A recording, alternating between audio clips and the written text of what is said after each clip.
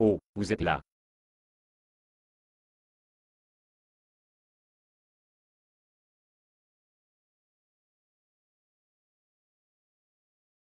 Bonjour. Salut. J'ai une affaire urgente pour vous de prendre soin de. Qu'est-ce?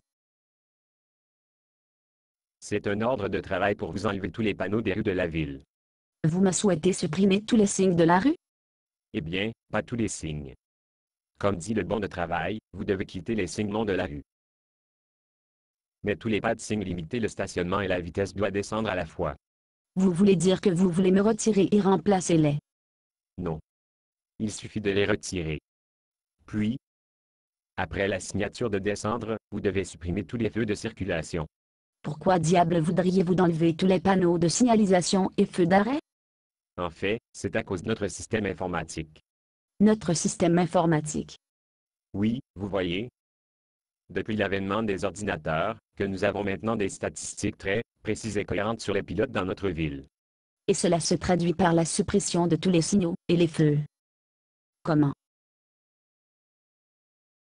Eh bien, nous le savons, par exemple sur un jour donné, qu'une moyenne de 23 personnes violent les panneaux d'interdiction de stationnement, 17 personnes se déroulera les feux de stop, et 19 personnes se violer les panneaux de limitation de vitesse. Alors? Donc, en conservant les signes et les lumières, lorsque nous savons avec certitude que les gens violents est vraiment encourageant un comportement sans foi ni loi, vous ne pensez pas. Savez-vous ce qui se passerait si on enlève tous ces signes et des lumières? Qu'est-ce? Ce serait le chaos. Alors, tu ne crois pas que permettre le chaos est mieux que d'encourager un comportement qui enfreint la loi? Panneaux de signalisation et feux de stop n'encouragent pas à enfreindre la loi, ils encouragent un comportement respectueux de la loi. Mais si vous savez sans doute qu'un certain nombre de gens vont enfreindre la loi, n'est-ce pas responsable du comportement illégal? Oh, vous? Je pensais que vous étiez sérieux. Je ne suis pas. Il ne s'agit pas des feux stop et des panneaux de signalisation.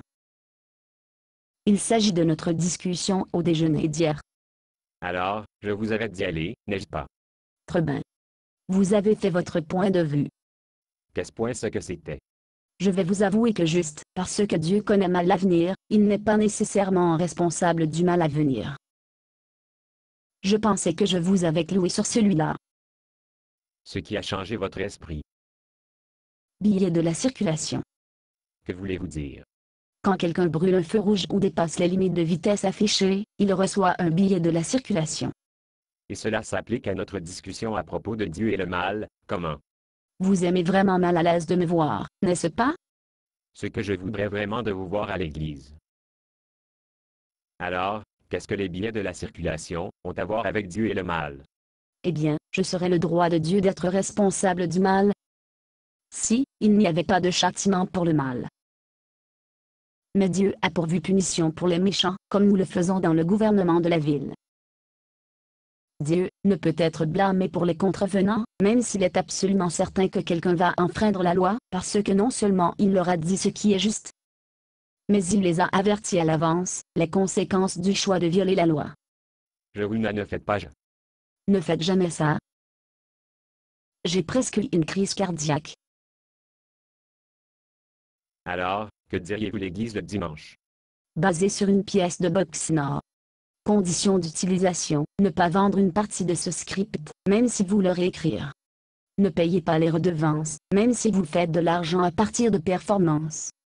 Vous pouvez reproduire et distribuer ce script librement, mais toutes les copies doivent contenir cette déclaration de copyright.